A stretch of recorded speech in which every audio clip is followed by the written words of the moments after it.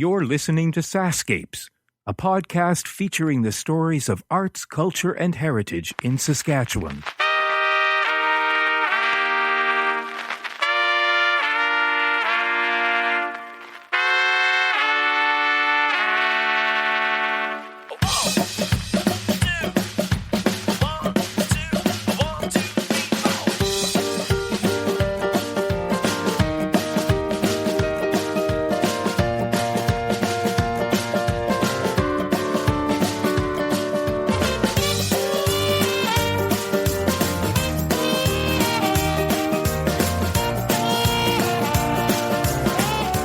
It's Culture Days in Kamsack, and true to form, the city of Kamsack maintained its reputation for being one of the most exciting places to be during the last weekend in September.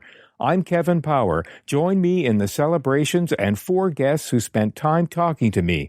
I head into the kitchen with Corinne Brass, who is known for her Bannock making.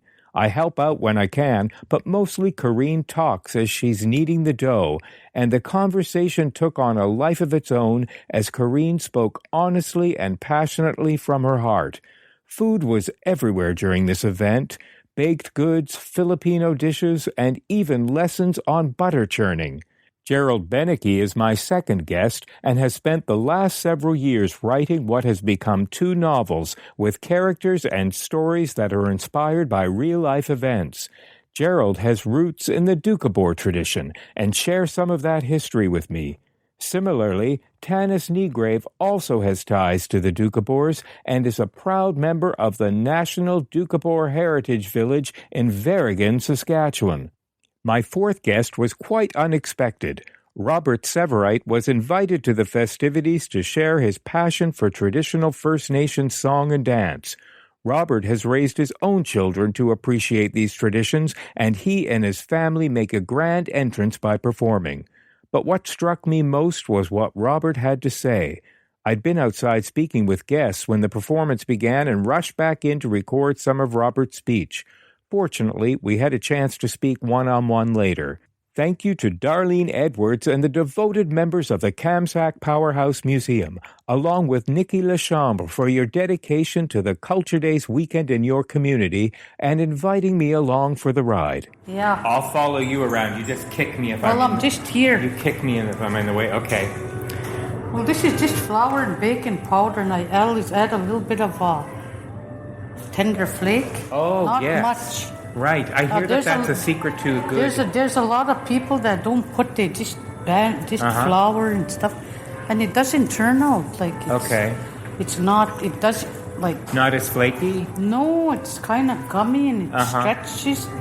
But this way, if you put that ingredient in there, it helps. Right. Like it's not... You can have a sample of this one. I just took a little piece off the end. It was curled up.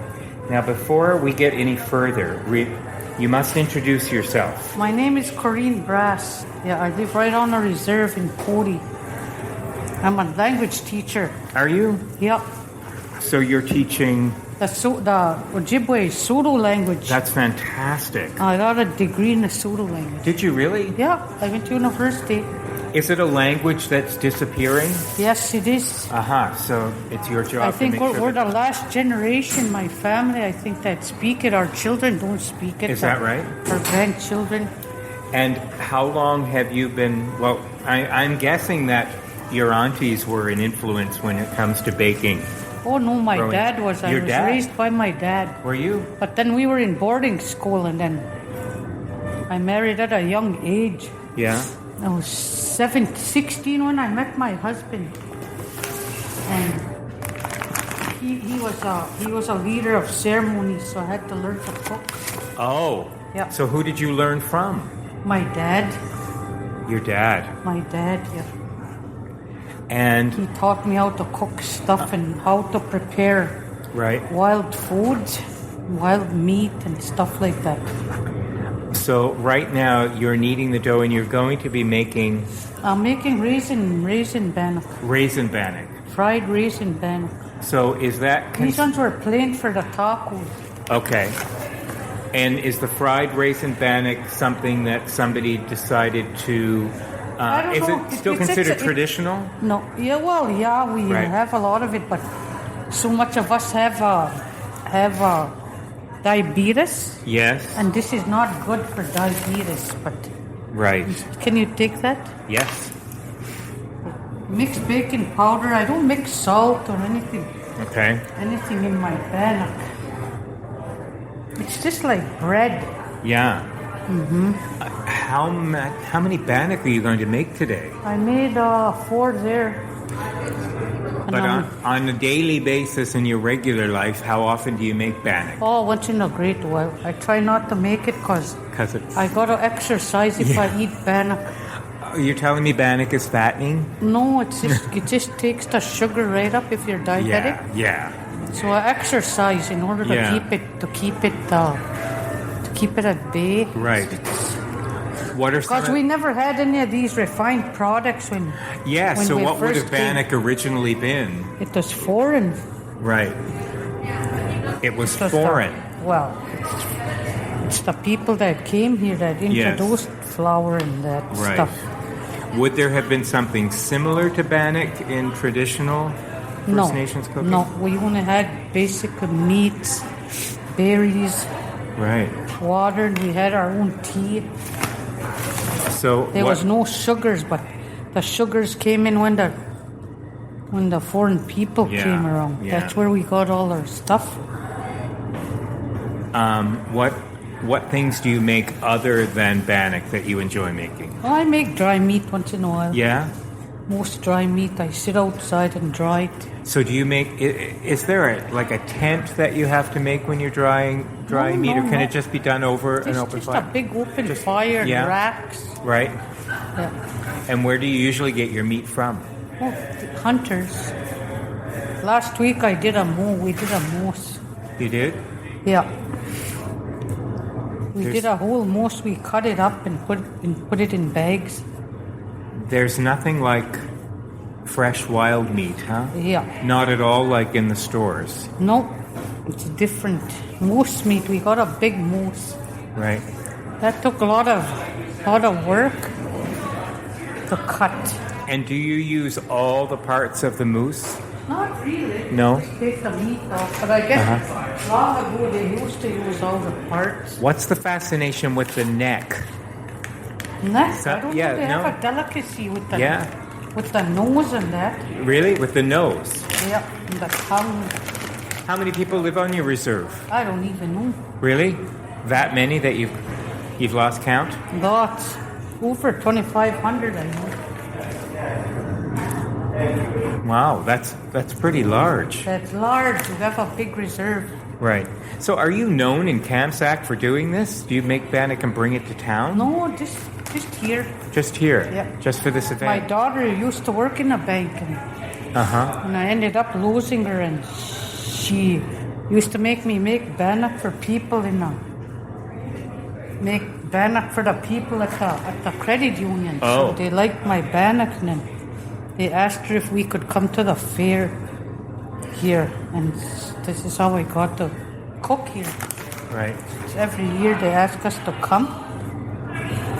I am so amazed. I've been doing a lot of First Nation stories. Where are you from? From Saskatchewan. Oh, okay. But I've just done a whole a whole series on the 60s scoop. Yeah. Which really broke my heart to hear about. We had a rough life. Yeah. We're still like people say, well, these taxpayers, we pay all the taxes too. Yeah. We pay PST, GST. Yeah. In case we don't pay taxes, it's on the reserve. Yeah. Yeah, and they're all saying that, but we never gave the mineral and resources up. Right. We never gave what was underground, only 6 feet or 6 inches below. Yes. To share. And who are the richest people here? We aren't. Yeah.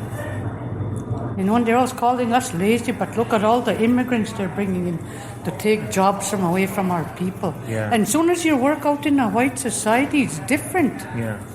They'll say you're a thief, and we're all in the same pot. It must be very hard to fight those stereotypes. Yeah. It's almost like you don't have a chance. No, you don't. Like I had to. Like that's why I work on a reserve. Just to try now. Promote our own language. Yes. This is my ex-sister-in-law. She helps me cook. Oh, she does? Where did she go? Oh, there she is. Yeah. She knows how to do all the traditional cooking too. Really? Yeah. And is she also learning the language from you? Somewhat. Yeah. I know how to read and write it. Wow. I've been, well, how long was I? 6 years I've been doing this. No, I was a teacher for 8 years now. Uh-huh. I didn't work 1 year when my daughter died. And that's so important that you're passing this down, especially and I'm raising my 5 grandchildren. That's a lot of work. It is, but they're okay. They're getting big. I trained them to be. Yes. Do they know how to make bannock? No. I do all their cooking. You do? Yeah. I'm amazed at in First Nations culture how important the role of women are. Well, in our area, there's no women that go into sweats because they're a very strict society around Cody. Yes. And my brother is the leader. He's right here walking around. The leader of the ceremonies, the Warriors Lodge. In there they can't speak English. They have to speak the language. Right. And can you be one of the fire keepers?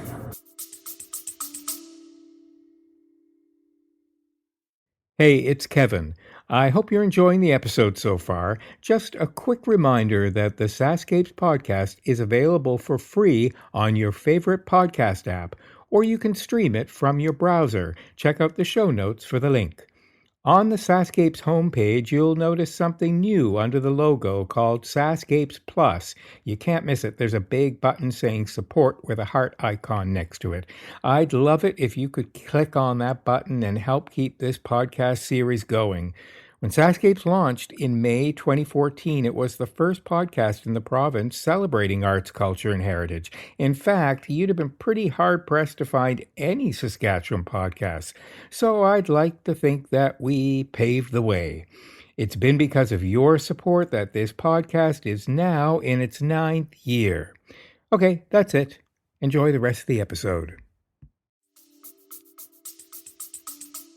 No, well, I cook. Yeah, I cook the fire keepers. I retired because my husband died, but I still go to the ceremonies and sit up during the night and cook. Yes. Yeah. Oh, so that's right. During the ceremonies, you would be all night cooking. Well, yeah. Yeah. Making tea. Yeah. And how often do you have the ceremonies? Spring, fall, and the winter one. Okay, so you probably just had the fall one. Well, we're waiting for the leaves though. Okay. We go by the weather. Okay. You mentioned that you went to boarding school. Was it? Oh yeah, it was one of horrible. the dreadful residential schools? Yeah. Priests and nuns. They're supposed to have been working for God. I don't think they were. Not the way they were treated us. How long were you there? 7 years. I was grade 7 when I left. I was there from the most important years of your life. Kindergarten. So I ended up having a baby at a very young age, just so I could get away from school. Do you ever completely get over something like that? No. Like it's always in the back of your mind. Yeah. You know? Yeah. Do you think an apology will make any difference? Or has the apology... No, it doesn't. He's the one... I'm sorry that you had to have that experience. It's bad. Today now my arms rose up because they gave me a strapping right.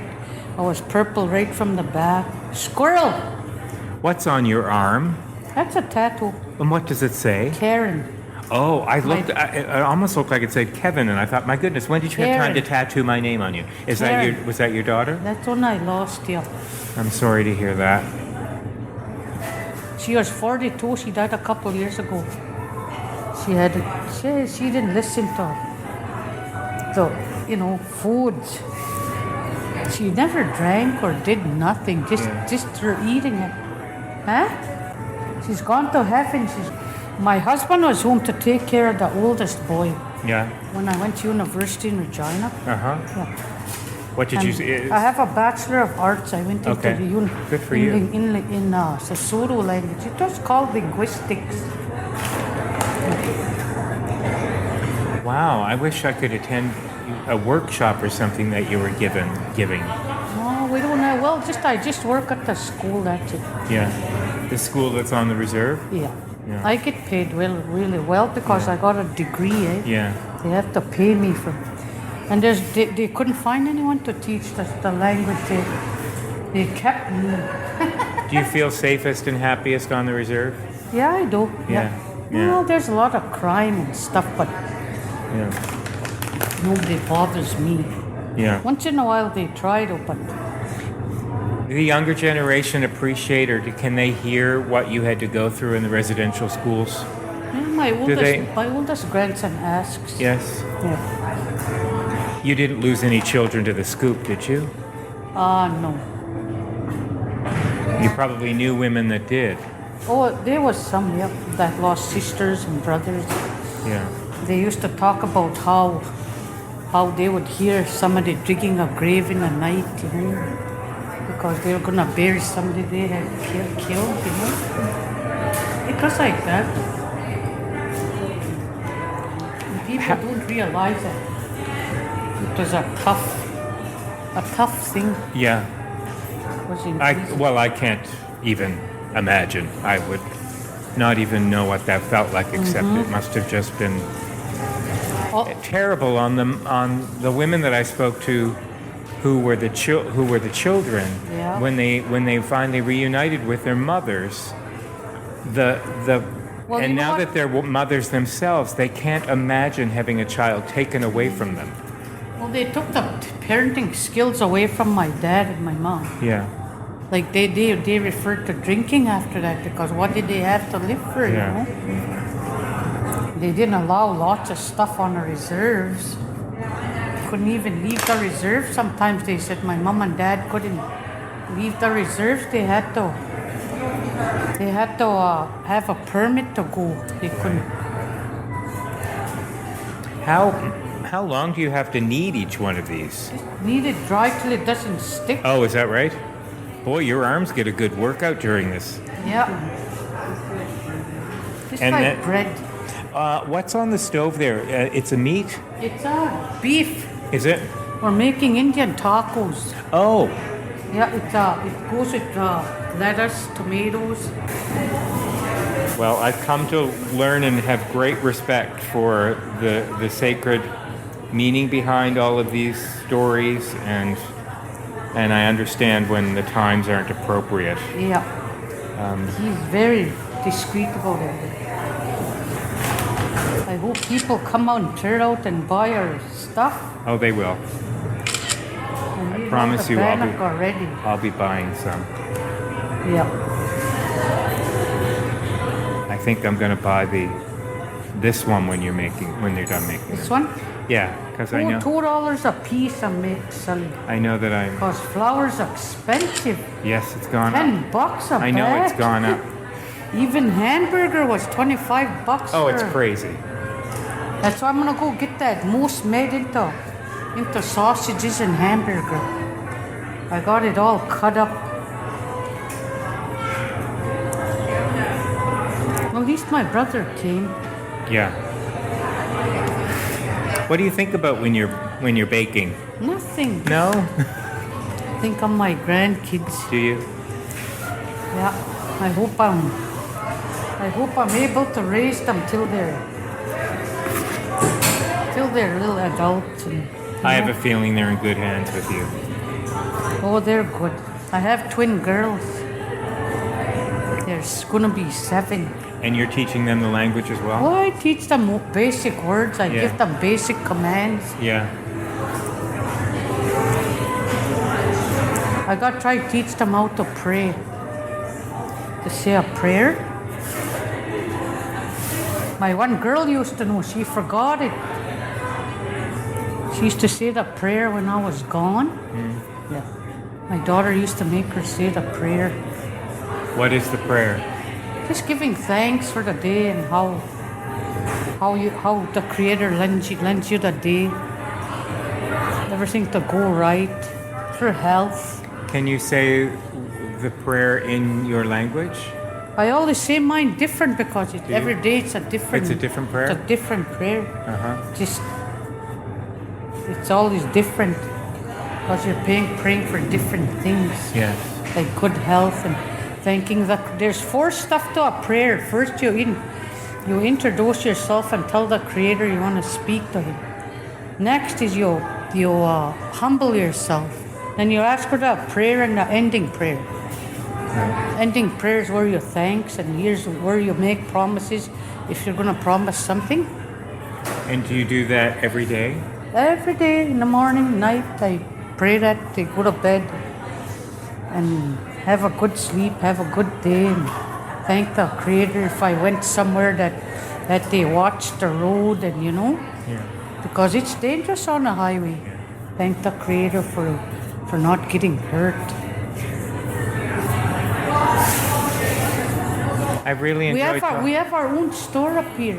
You do? Yeah, Cody Market. When you say we have our own store? Well, the band. Oh, do you do? Band, oh, okay. They have meat, bread. Really? They make bread there. They make the awesome raisin Bannock.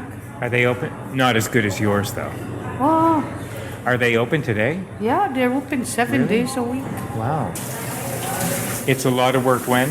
When you're a traditional person. Yes. Lots of work to everything. Everything's got to be right to a T. And in our prayer lodge, we don't say God. God's too great for us to say His name. Yes. And they only say it if it's a life or matter, like somebody's sick or the matter of death.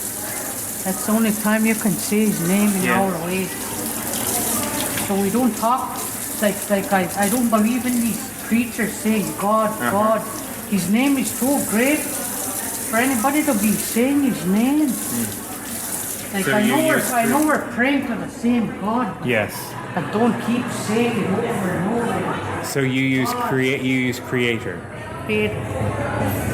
Or you up above. You up above? Mm-hmm. Father up above. Yeah. Well, I'll make that. Okay.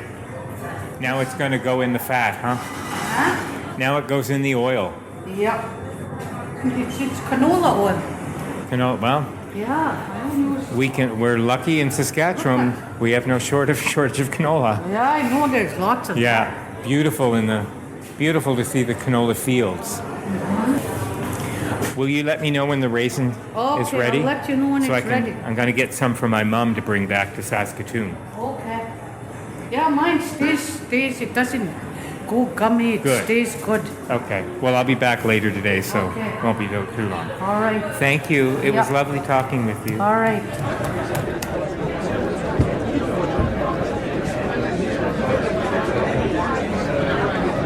Now, my next guest here is Gerald Bannock, and you are a local author here in Kamsack. I am, yes. And today you have 2 of your books on the table. Tell me the titles of those books. What's that? Tell me the titles of those books. Oh, they're both, actually, they're a continuation of the same book. What I did was I wrote the one novel in my old 95 computer.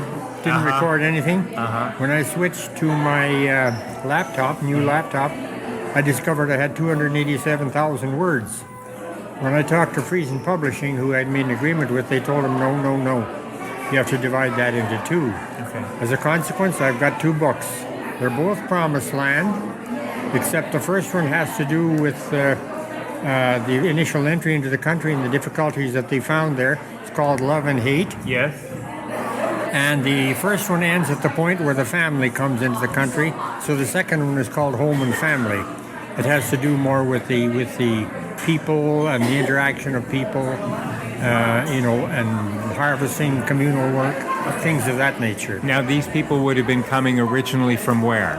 Well, the primary figures in the book came up from the States. Okay. A lot of people in what became southern Saskatchewan came up from America. A lot of them, especially in this area too. Yes. The Doukhobors are prominent in this area, so they figure heavily in the book. Okay. And half my ancestral background is from the Doukhobor side. Oh. My mother was born and raised. at Doukhobor. Right. And Dad is German. Yes. And my great-granddad came from Maynard, Iowa. Okay. So Maynard is the source of this book. It starts at Maynard, and then expands into the story from that point. Some of the difficulties that these groups of people encountered, a lot of it was research. So I had the privilege of a grandmother who walked out of Russian exile because she was a Doukhobor. They were driven into exile. Yeah. They walked out from Siberia, an area called Yakutsk in Siberia, and they walked to the Black Sea and then came over. Yeah. So they were virtually driven out of there.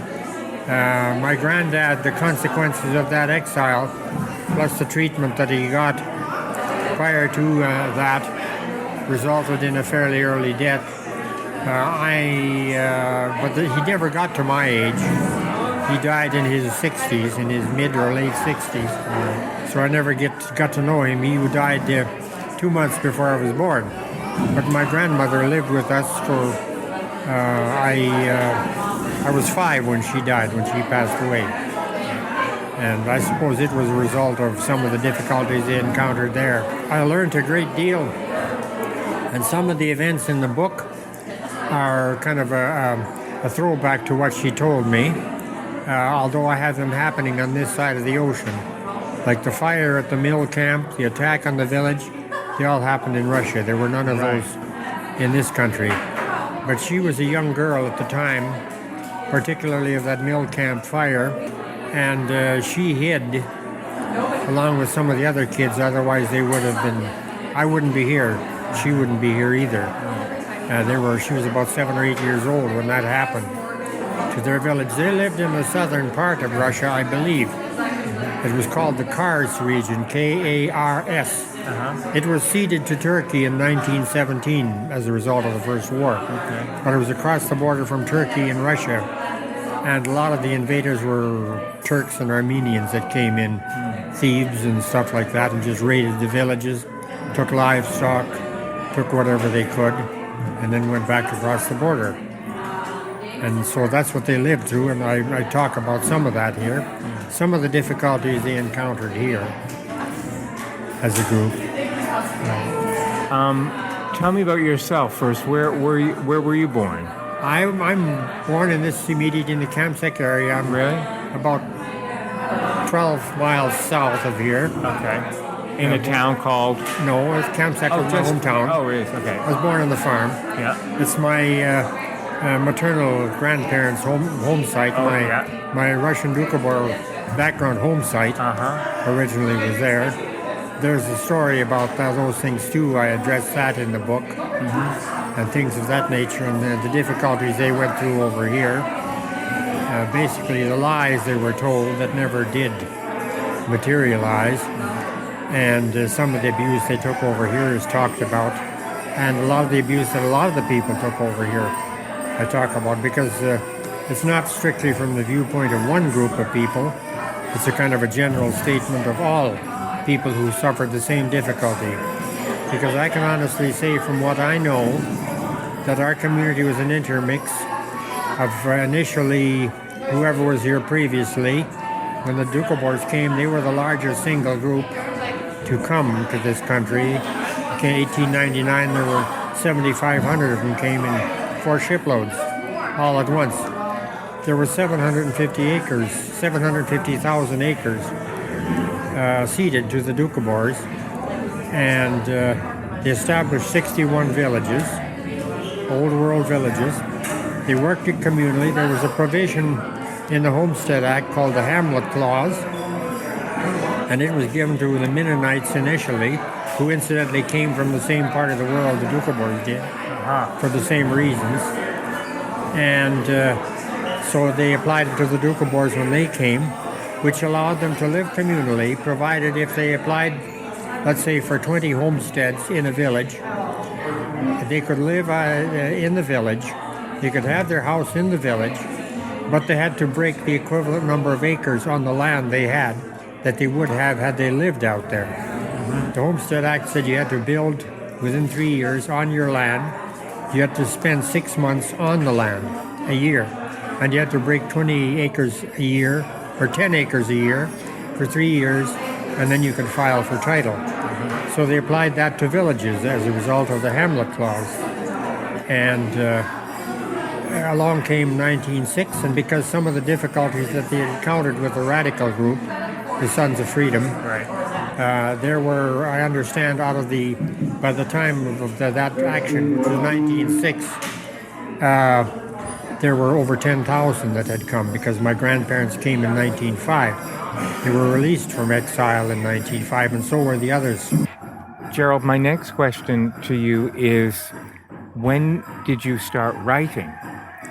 I started researching the book. But I mean writing in general. Oh, writing in general. Yeah. I'd say the writing took me 4 or 5 winters. I'm just not sure. I had a herd of cattle that I had to look after and a bunch of land to work. So most of my writing was done in the wintertime. And by that time, I'd had most of my reading and research done. So your writing began specifically for this book? Yes, for this book. It was started as a single book. Prior to this? Well, I did a lot of writing, like letters to the editor and things of that nature. Right. Most of my university training was based on writing and things of that nature. So I'm what was your training in university? And I taught history and English. I was going to say you had to have taught history. Yeah, history and English was my field. So I'm reasonably proficient in that, or at least I think I am. My editors, Friesen, seems to think I am. Yes. So I'm more than happy with the consequences of that. Right. And I'd have done this writing whether there was anything in it for me or not. Was it hard for you to get a publisher? Yeah. I attempted a number of private publishers. So I went to Friesen's, contacted them on the self-publishing plane, and got a good response. So that's the route I went. Okay. And they've since helped me with a considerable amount of the design of the book and things of that nature. They did the legalities and stuff. They knew about that I didn't. Mm-hmm. So Friesen finally picked it up?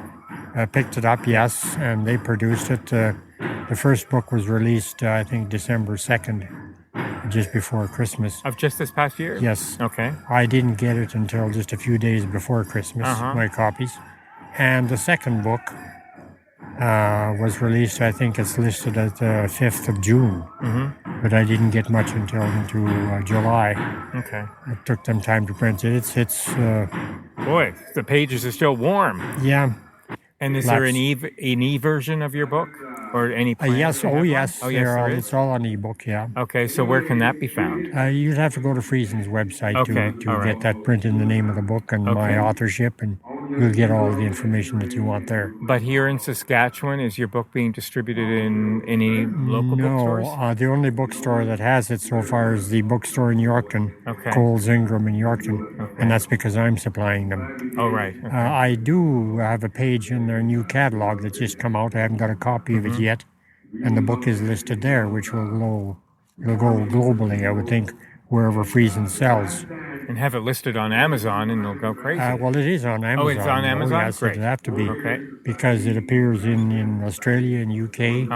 I even had one page where it was a strange language, and I searched the page for evidence of the site, and it was listed as Estonia. Oh. So, I'm sure it's in Germany because of that, but I have nothing in the way of sales, and so the promotion thing is the thing that I have to worry about now.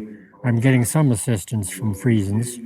Now that you've got the writing bug, any plans for a third? Well, I have a third book in the works already, but it's a kind of a different style for me because it stems from the first and the second book. Okay.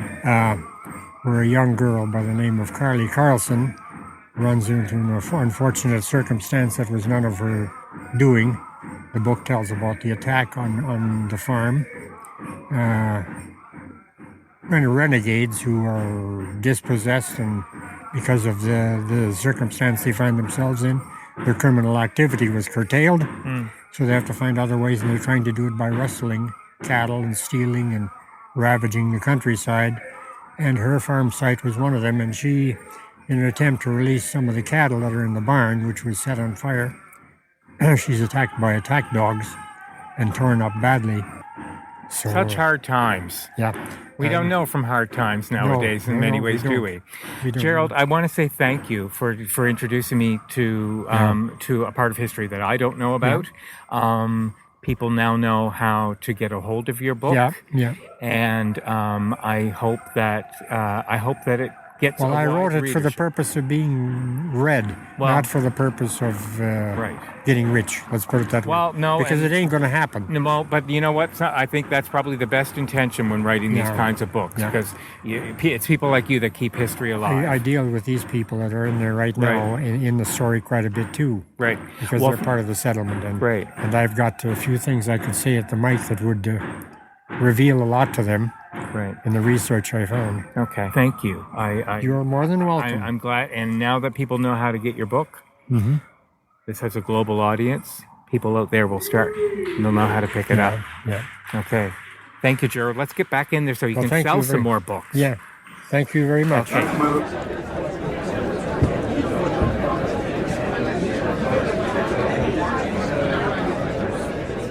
All right. I've now nestled away in the corner here in their room in Kamsack, and I am with Tanis. Tanis, remind me your last name. Negrave. Tanis Negrave. Now, I understand that you have a great deal of information to offer me on the history of this area, and you also have some insight into the Doukhobor tradition within this area. Yes, I was born in this area, and my mother's parents were of Doukhobor origin. They came in 1899, and so that's the way I was brought up. Okay. And I've been very involved with all the doings over in Verrigan. Right. Yeah, for a long time.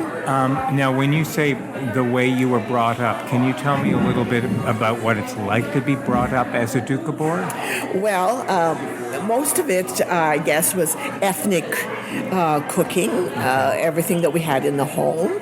And of course, the Doukhobor precept is toil and peaceful life. Yes. And the life of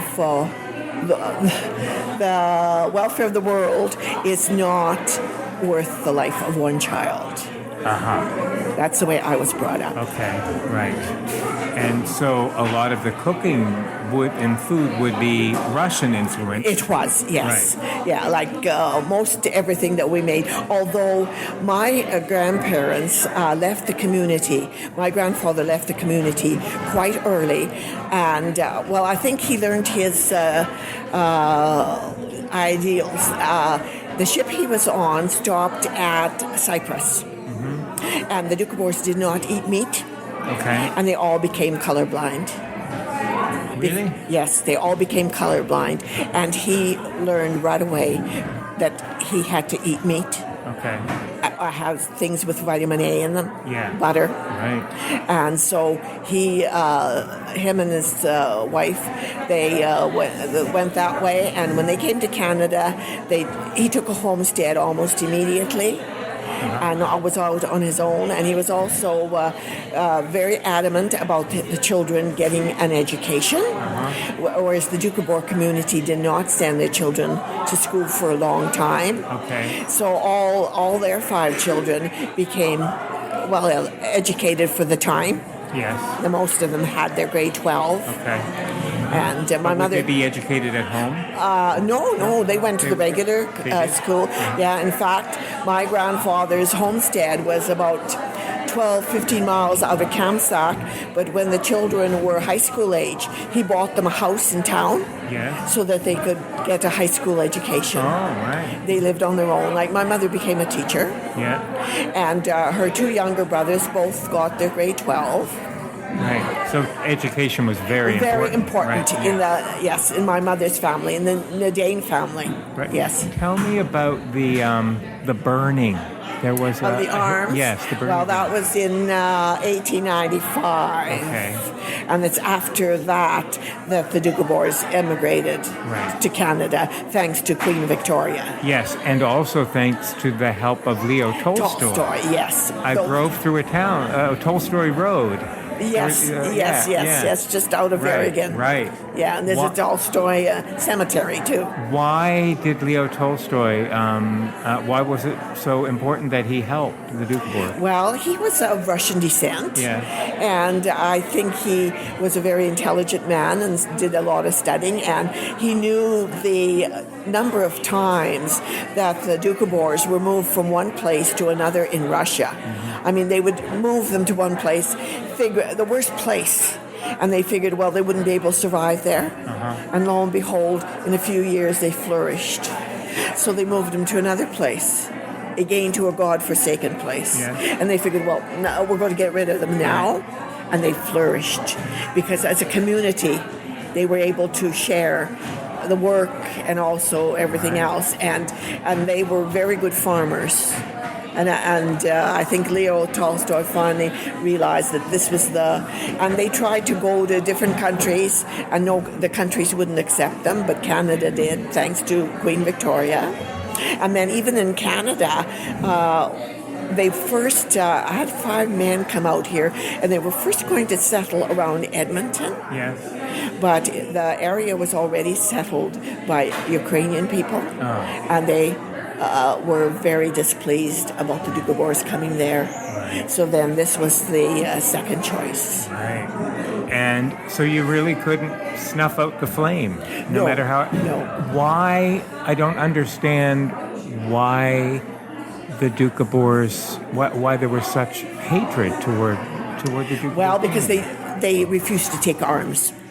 Okay. And they were did not want to serve in the military. And they also did not want to join the Russian Orthodox Church? Right. Yes. Yeah. Okay. Because they decided that God lived within them. Yes. And not in icons and in man-made churches. That's not such a bizarre philosophy. Well, nowadays it's getting to be the thing. Exactly. It's just like not eating meat. Yeah. Becoming vegetarians. Yes. A lot of our people are still vegetarians now. Right. There were a lot around Verrigan that were vegetarians. Most of them have passed on. But in British Columbia, there's still lots of people that have never put meat in their mouth. Now, there was a little bit of a split within the Doukhobor community. And it happened north of where we lived. We live south of Thunder Hill. Okay. In the northern colony. Right. And they decided that using leather and using animals for work and all this was not their thing, and so that's where the Sons of Freedom originated from. But it was a split. It was a radical group. Right. In fact, I knew some of them. Really? Oh yes. Some of them were actually related to my mother on my mother's side. Oh, wow. And then they used to come to visit us from BC, and they would preach to Mother about, milking cows and having these chickens and misusing horses for work and all that. And she would say to them, well, how did you get here? Yeah. How did you get here from BC? Right. Well, they came in a car on the highway. And she said, well, what do you think, who pays for all that? And why are there highways now? And why are there tractors now? And it's because people, have found a better way to live. Because a lot of these Sons of Freedom just squatted in BC on roll allowances. Right. I mean, they never paid taxes. They did just enough work to subsist, actually. Right. Do they still exist, that movement? Oh, well, they're not as visible now. Was that the group that had the nude protest? Yes. Right. Isn't it interesting that within many societies that there's always a radical group that breaks and off. Now, in those days, they were actually, the ones in BC were put in jail for a long time. Their children were taken away from them for all these nude protests and not sending their kids to school. And nowadays, this nude protest is the thing. Yeah. There are a lot of radical groups from all walks of life. Right. You could even buy a calendar that's totally nude. Right, yeah. They're nude colonies. Yeah. You know? They were foreshadowing a future way of life in many ways. They came before their time. Right. Were the original Doukhobor communities closed communities, much like we would associate with the Hutterite and the Mennonite? Yes, there were, and there were lots in this area. Okay. But no longer like that. No, there's nothing here. No, everybody went independent. Yeah. Okay, right. Yeah. What is the deal with the Doukhobor bread? It's very popular. Well, I think, actually, because it's made in a pitch, which is a brick oven, the bread the recipe is the same. Right. It's just, I think, the taste and the texture is different because of the way it's baked. Right, okay. The heat is put into the bricks, all the coals are taken out. Right. And then the bread is put in. Like in Berrigan, we do about 30 loaves. Do you? Yeah. Do you have an oven there? Oh, yes. We have an oven inside a bakery, an original bakery. Is that all within the museum? Yes, it's all within the museum. I've got to. It's close. I know you can make an appointment to go there. Yeah, but right now it's closed. Yeah. We're open from May long weekend to September long weekend. But our big events are the first Sunday in June is our what do we call it? Museum Appreciation Day. Okay. And we don't charge admission, but we do have a church service, and we do have an ethnic lunch, completely ethnic lunch that is made as a demonstration in the morning. Nice. On premises, and then we have a program in the afternoon, and then we have Peter's Day, that's June the 29th, which is just a service and potluck. Our big day is Heritage Day, the third Sunday in July, and that's when we have a bliני brunch. What's it called? A bliני brunch, and bliני are like crepes. Oh, okay. Oh, that's very interesting because I come from Jewish background, and that will be a blintz. Yeah, a blintz. Right. Well, I think, a blintz is probably the same thing as a very thin. Yeah. Ours are made on yeast. Yes. And lightly, they've got no fat in them. Right. Milk and eggs is all they've got in them. Yeah. And they're cooked in an oil pan. And most of the pans now are ones that you don't have to oil anymore. Oh, but you have to do cast iron. Cast iron. Yeah. And we serve them with strawberries and whip and Saskatoon topping, and they're a big thing. We usually get 200-300 people that morning. When does that happen? Third Sunday in July. Third Sunday in July. I've been doing that for close to 20 years. Have you really? They told me, I've been on the board for a long time. I'm the secretary. And the recreational group in Berrigan used to have this bliני brunch. So we did not interfere with them. We figured that's their thing, that's what they do. So we used to have kwas and baked potatoes. And kwas is the cucumber soup. Oh, right. Cold cucumber.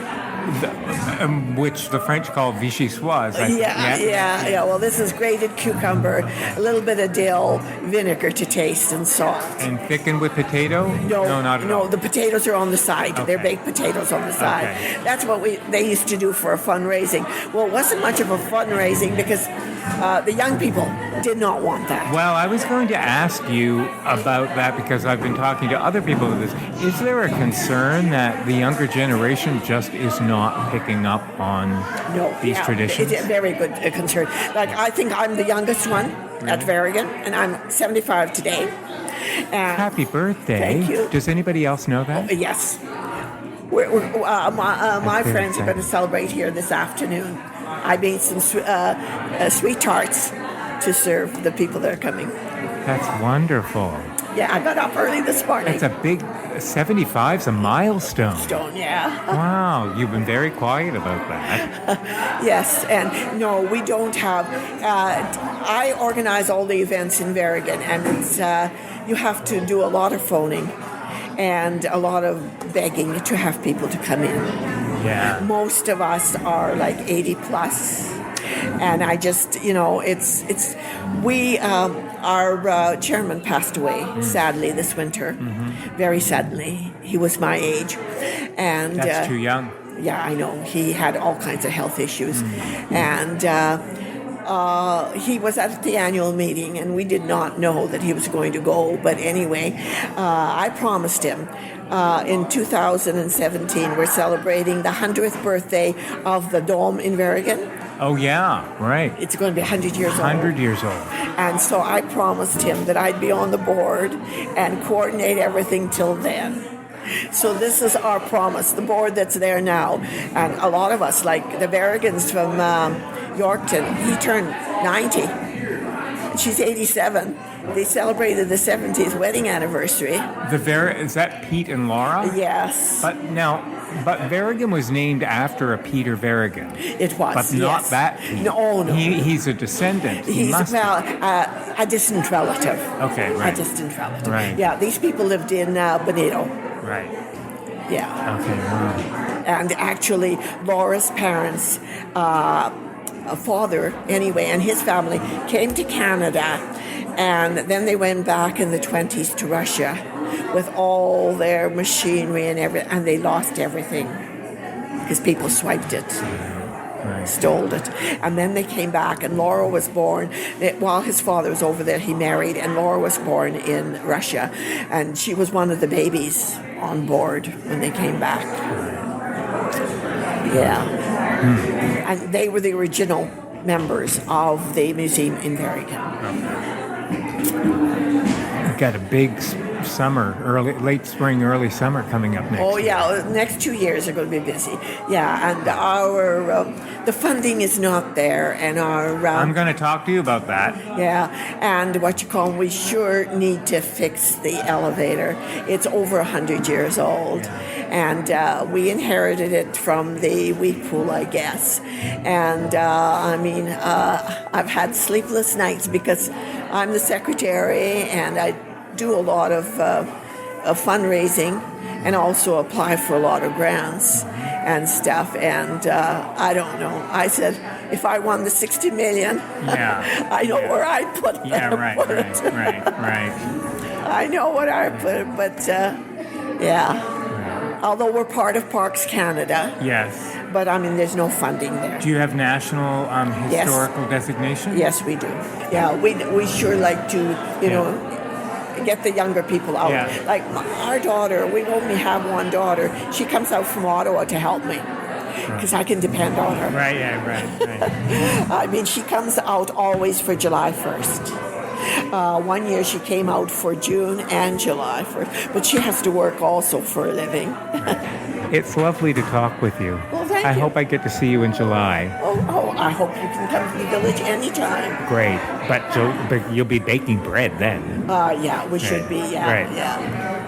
Happy birthday again. Oh, thank you. Let's get out there and celebrate. You're going to go back to the butter making table. I will. Okay. I enjoy doing this. I taught school all my life. Oh, did you? So I was a bag God bless lady. the teachers. I was a bag lady. Yeah. I always had projects going. Right. So like this butter making is second nature because I always taught nutrition. Uh-huh. So, there was the 2-3 days for the dairy products. Right. Butter making was one of them. Great. You're a pro. Probably making your own cheese too, huh? Oh, used to. No, don't do that now. Right. Okay. Thank you, Tanis. Thank you very much.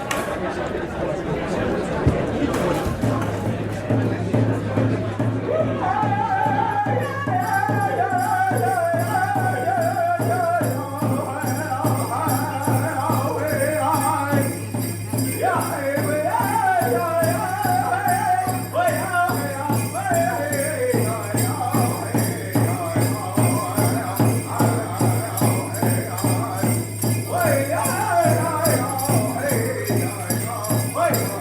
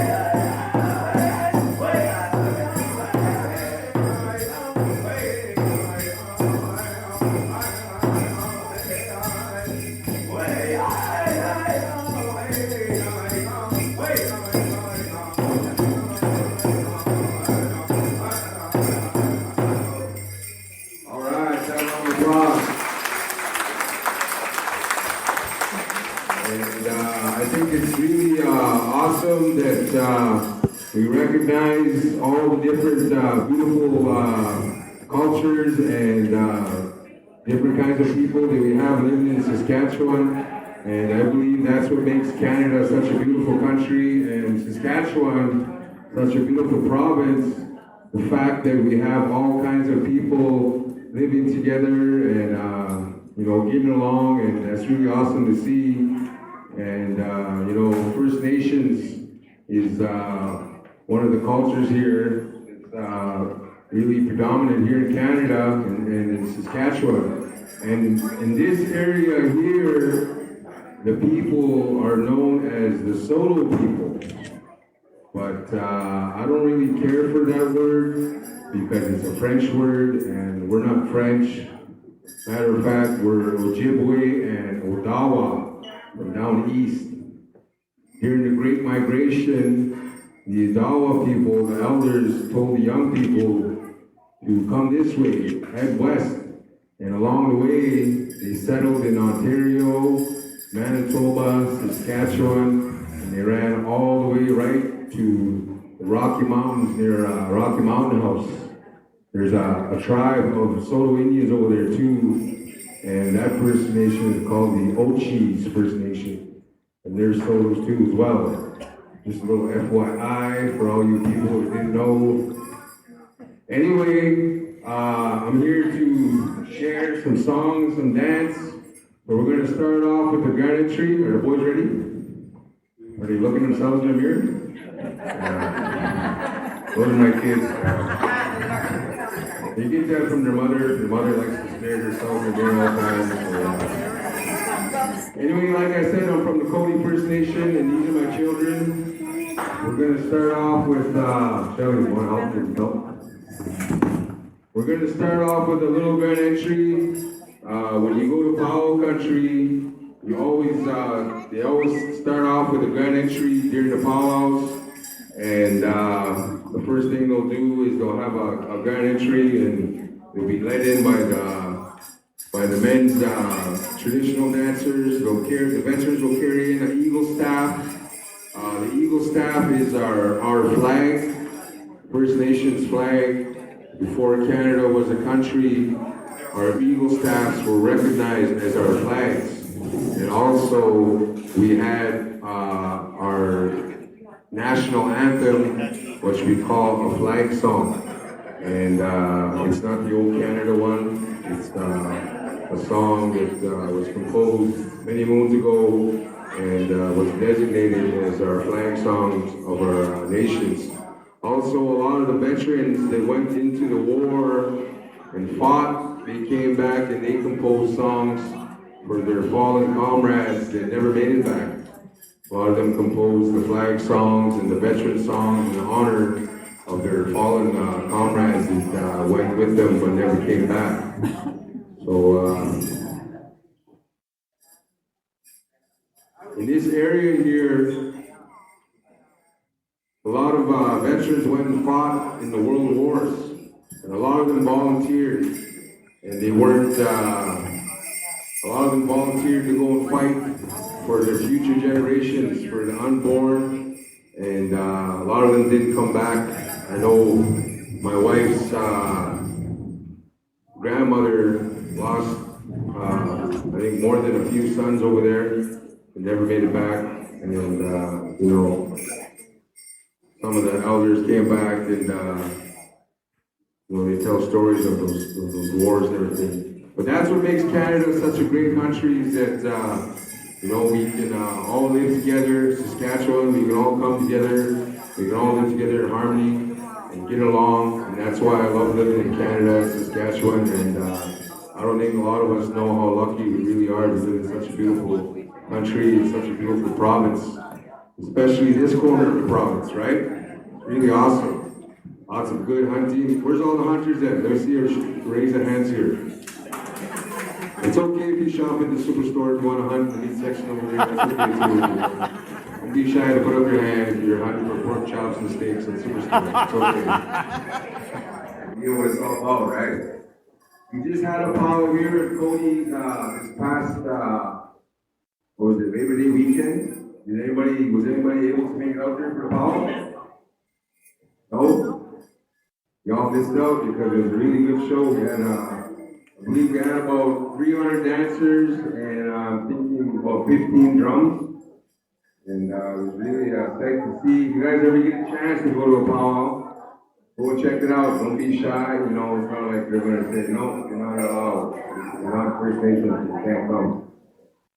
Anybody and everybody is welcome to come to a powwow.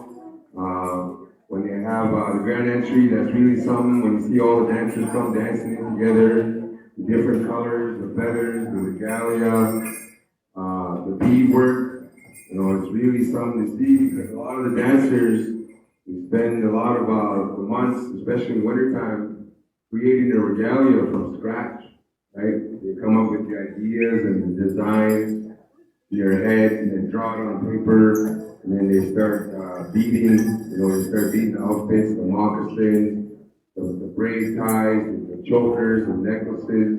And it takes them, sometimes it takes them anywhere between 12 to 24 months just to bead an entire outfit. And a lot of hours that go into it, and it's really something to see. So next time you guys hear of a powwow, possibly in Yorkton or Regina or even in Cody's here, this is your official invitation to come on out. Don't be shy, you know, come participate, come and watch and learn. And even if you want to dance, you want to get in there and dance too, you're all more than welcome to do that during your travels. So the first one I'll start off with here will be Tanisha. I'll get Tanisha to come on out. Tanisha is 14 years old.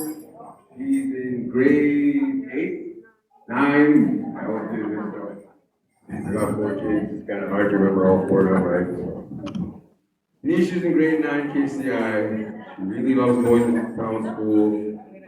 She's part of the basketball team, the volleyball team. And Tanisha was my very first child that I started dancing. I got her into dancing right away.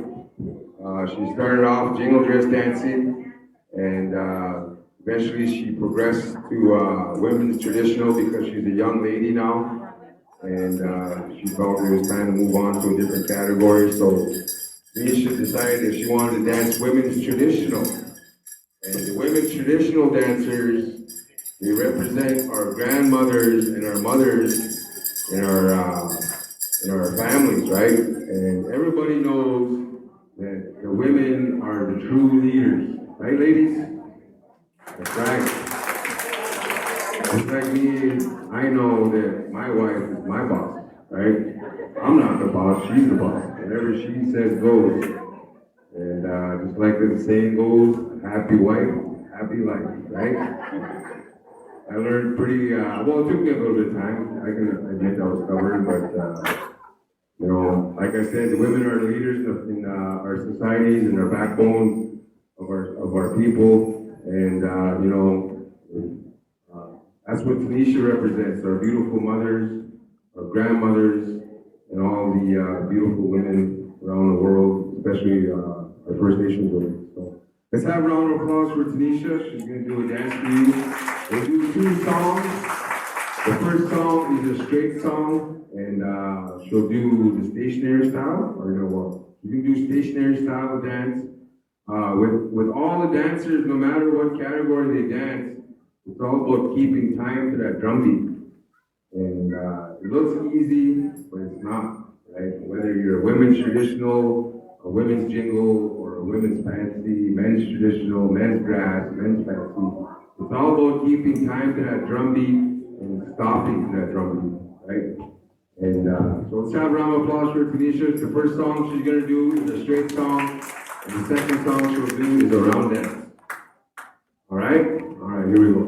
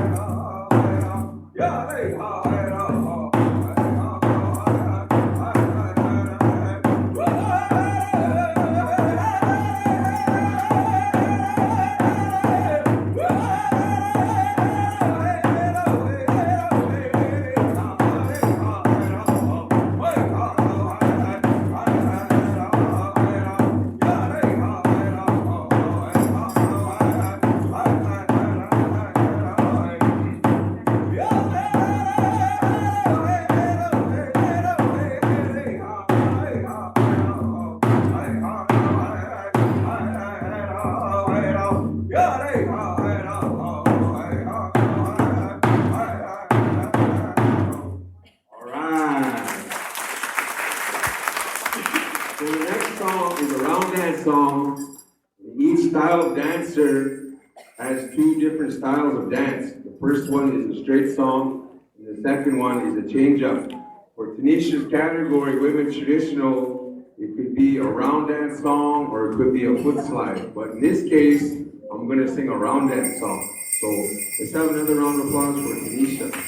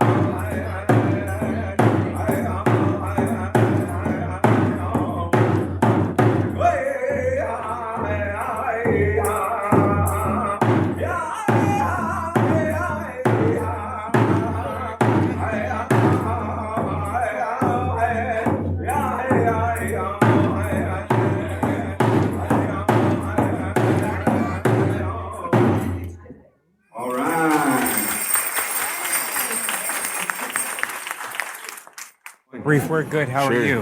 Miigwech. Yeah, miigwech means thank you. That was wonderful. Thank you. Missed the beginning. I'm with Kevin Power with Sask Culture. Yeah, that's what she was telling me. Yeah. Awesome. It was. I've not seen such a proud presentation from anybody before. Tell me where it is that you're from. First of all, tell me your name. My name is Robert Severett. I'm from the Cody First Nation and from the Tule River, California Indian Reservation in California. Okay. That's where my father's from. Oh, right. My mother's from Cody. So. You've sung a lot, obviously. Yeah. I've been singing for well over 20 years now.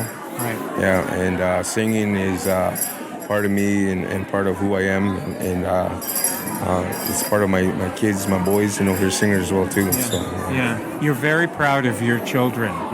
Yeah, I love them, and I love the fact that I'm able to travel with them and pass on something that will help them to be proud of who they are, right? Because that's what it's all about, right? Being proud of who you are and knowing where you come from and who you are, right? So, They and you can tell they love it. You can tell that they're learning a lot from you.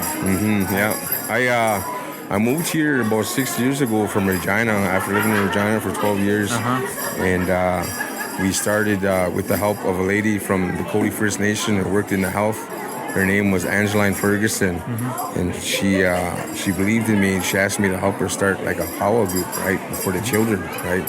And so we started up a powwow youth group, and we worked with the kids for about 4 years. And what we did was every Sunday night we'd have powwow practice. I'd set up my drum in the middle of the hall, and I would teach the young boys how to sing while most of the kids that wanted to learn how to dance were young girls were dancing at the same time, learning too, right? So, and I started a bunch of kids off like that, and we now have 2 drum groups here on the reserve, 2 youth drum groups, and we have a bus load of dancers, and we got a lot of kids that were inspired and wanted to be a part of that, and because of that, we have a lot of new dancers coming up, and we have some princesses from the Cody First Nation. One of them is Kiara Pelly. She was part of our dance group, and she became the Cody Senior Princess for the powwow circle. So, all right. Yeah. So right. Are you a teacher on the reserve?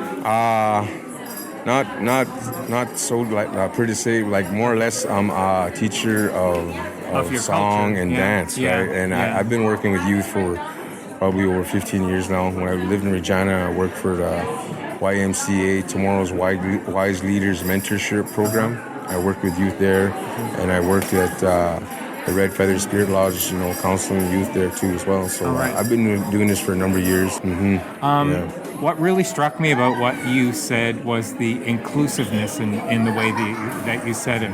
I've not heard anybody be so welcoming and inviting people to come to a powwow to not be a stranger. That's right. I think that's sometimes what people think. It is, right? And more or less what I'm trying to stress is that First Nations people, we're a proud culture, but we're also a beautiful culture, right? And we're very open and inviting, right? And that's a lot of my mentors and my teachers. They taught me that, as well as my parents. To always treat people good. Invite people to your home. Give them the shirt off your back, so to say, right? Feed them, feed your visitors, invite people to your home. That's something that I was always taught.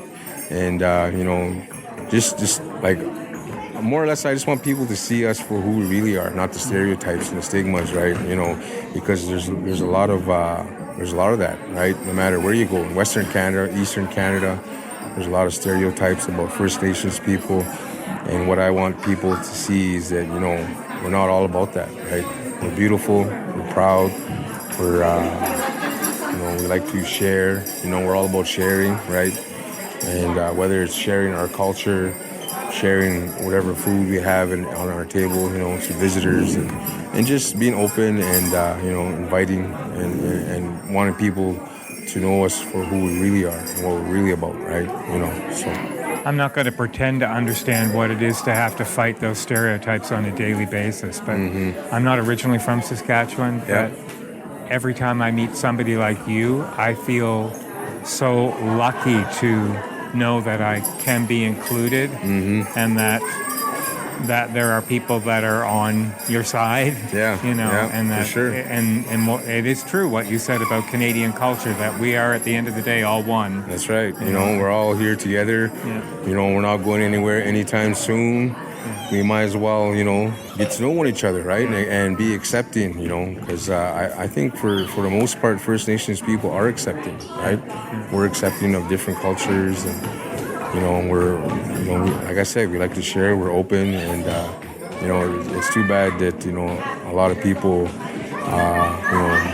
how does the saying go? You can't teach an old dog new tricks, right? Exactly. And that's what I'm all about. I'm all about sharing and trying to break down the stereotypes and stigmas, right? And that's what it's all about. At the end of the day, we got to teach our kids that, hey, you know what? We got to love one another no matter what color we are. We all bleed the same color red, right? And Canada's a beautiful country because of the multiculturalism, right? And we have a lot of people here with all kinds of different heritages and backgrounds, and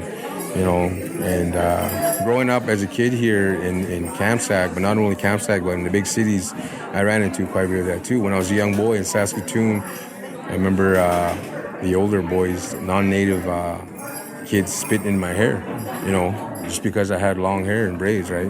So that was one of my most vivid memories of racism, right? Growing up, and where they learn it at home, right? And I always stress to my kids that, it's not good to hate people for the color of their skin, right? You always, you can't judge them, right? You got to be open, you got to be kind, and treat people the way you want to be treated, right? With respect and just to love people for who they are, right? And no matter the background or differences or anything, So. Well, you've obviously done a lot of healing yourself, because you don't impress me as the type of person who's walking around with a chip on your shoulder. Yeah, well, I try not to. It's hard. Yeah, it is, But at the end of the day, you just got to forgive and forget and let go, because it's no good to carry around grudges and to hate people. That's one thing I was always taught, not to hate, and to love people and to forgive them for sometimes they don't know any better, right? That's what they were taught, right? And it's hard to change that sometimes. Thank you for your message today. Thank you. Thanks for listening. The SaskScapes podcast is created and hosted by Kevin Power for Sask Culture. Funding to the cultural sector is provided through the Saskatchewan Lotteries Trust Fund for Sport, Culture and Recreation. For more information, visit iHeartCulture.ca and SaskCulture.ca. Music for SaskScapes is provided by Saskatchewan-born singer-songwriter Jeffrey Straker. There's no end to the stories to be told. So, until next time...